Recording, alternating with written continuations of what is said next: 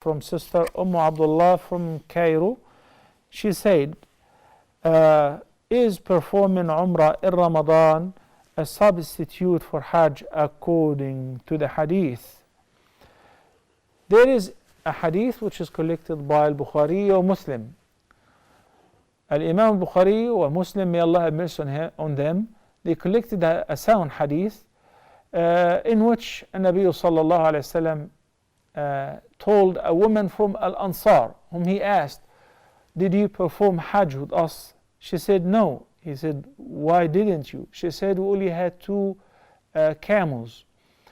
So my husband and my son, they went ahead and they performed Hajj on one camel, and they left one of us to use it for carrying the water and so on. So basically she didn't have the means of performing Hajj. So Nabi sallallahu alayhi wasallam said, then don't worry. Whenever it is Ramadan, go ahead and perform Umrah in Ramadan, since performing Umrah in Ramadan is equivalent to performing Hajj. Then in another narration by Imam Muslim alone, there is an extra word which is magnificent. He said, performing Umrah in Ramadan is equivalent to performing Hajj with me. What an honor. Performing Umrah in Ramadan is equivalent to performing Hajj with the Prophet sallallahu alaihi wasallam. The equivalence in what? In the reward. So performing Umrah at any say time, or performing 100 Umrah or more, would never substitute Hajj. Al-Hajj is a faridah, and the Umrah is recommended. Allah subhanahu wa ta'ala said, وَلِلَّهِ عَلَى النَّاسِ حِجُّ الْبَيْتِ مَنِ اسْتَطَاعَ إِلَيْهِ سَبِيلًا. So the Hajj is mandatory once per lifetime. So if you can afford to perform Hajj, barakallahu fiki, you must do so.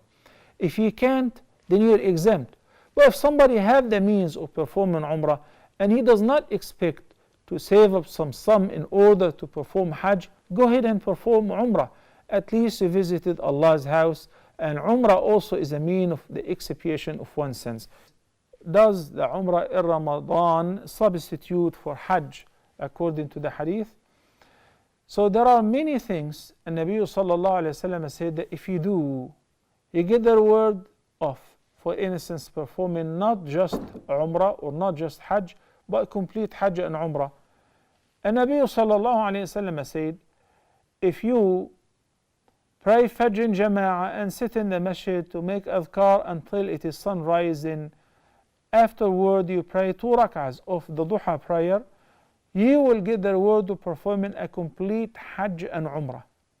But that doesn't substitute for the Hajj nor for the Umrah.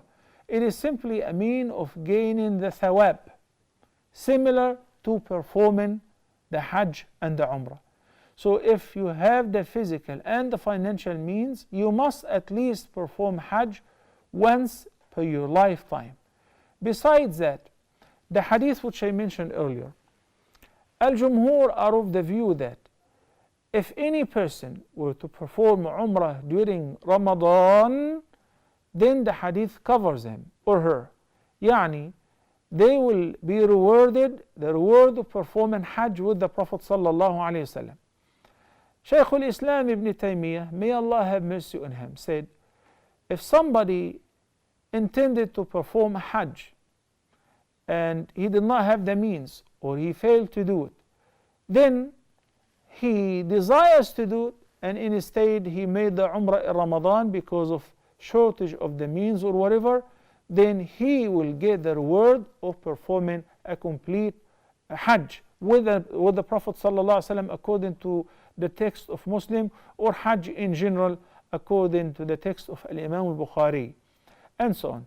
So we see that Allah subhanahu wa ta'ala is the most generous, but it would not substitute for Hajjatul Islam or the Hajj of the Faridah, which every Muslim must perform at least once per lifetime if they can afford it.